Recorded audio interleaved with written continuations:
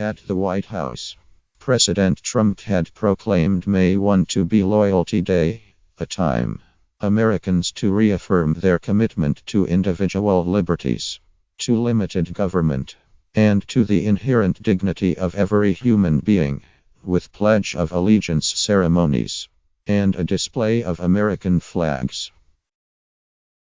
Some Americans had other plans. In major cities and dozens of smaller communities nationwide, protesters marched for immigrants, for workers, for women, and for others, grafting their myriad pleas onto a day traditionally reserved the cause of laborers around the world. Many surrendered a shift's pay to participate. Labor and immigrants, rights activists, criticizing Mr.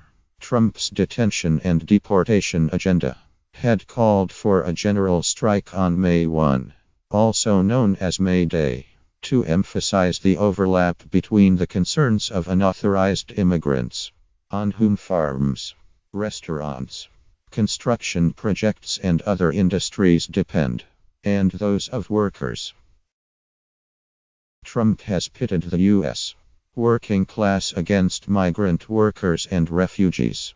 And so we must strive to create bridges, not bends or walls, to connect our struggles together, representatives of the International Migrants Alliance wrote in its call to assemble, describing Mr. Trump as a brazenly fascist, racist, and anti-immigrant president.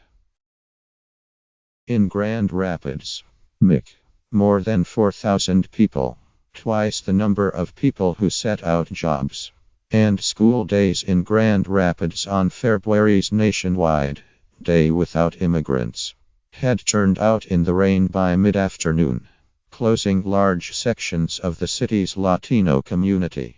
Bakeries, markets, restaurants, and clothing stores had shuttered for the day out of solidarity or for lack of workers. About a quarter of the local school district's students were absent, according to a school's spokesman.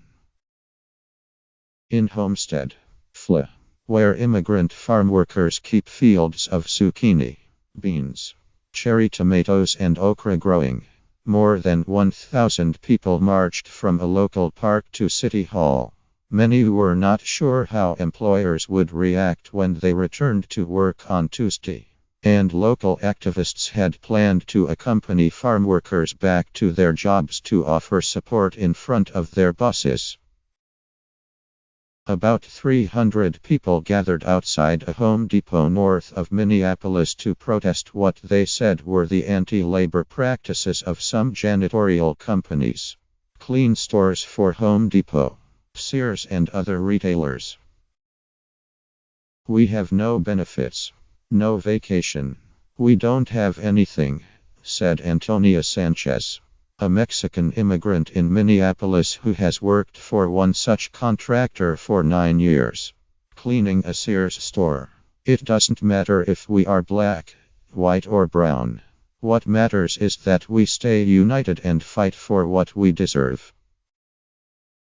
In Austin, Texas, some immigrants' rights advocates staged a sit-in at the office of Gov.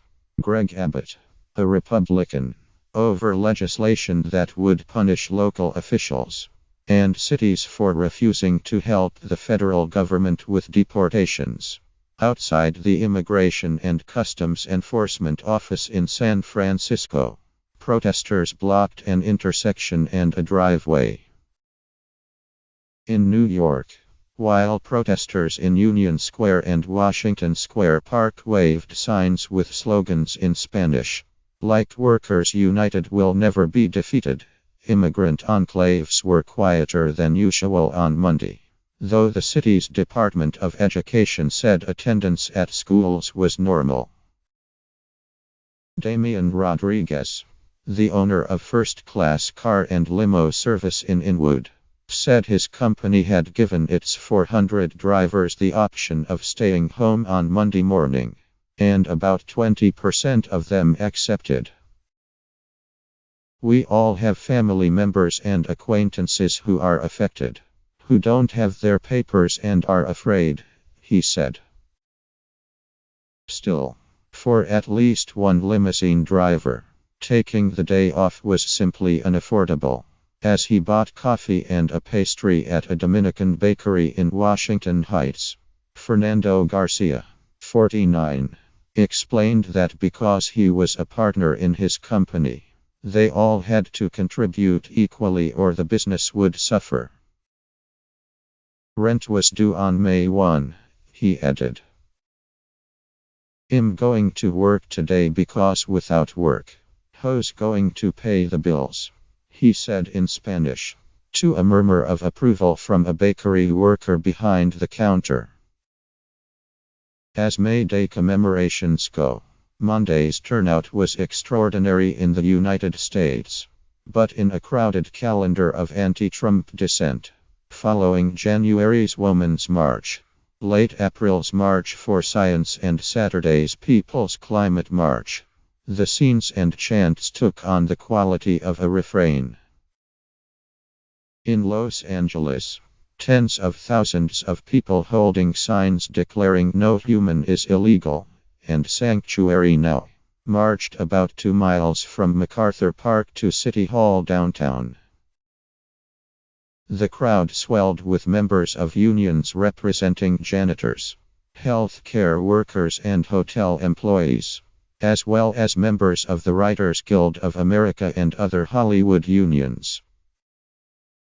Across the street from City Hall, dozens of police officers separated a few dozen Trump supporters from the protesters as they shouted bitterly at one another.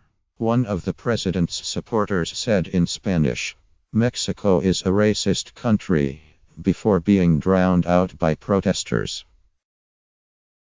"I'm here for the Constitution and for America, for following the law," said Dora Young, 60. A currency trader from Torrance, Calif. "It's not immigrants. It's the illegals minus thief committed a crime by coming here. Of course they're going to get deported minus we have to have laws." At least one person was arrested on an arson charge for burning a flag. It was still Loyalty Day, and the members of the pro-Trump counter-protest began reciting the Pledge of Allegiance. The protesters joined in. When it had ended, they were still shouting the last words, "One nation under God, indivisible, with liberty and justice for all, for all, for all."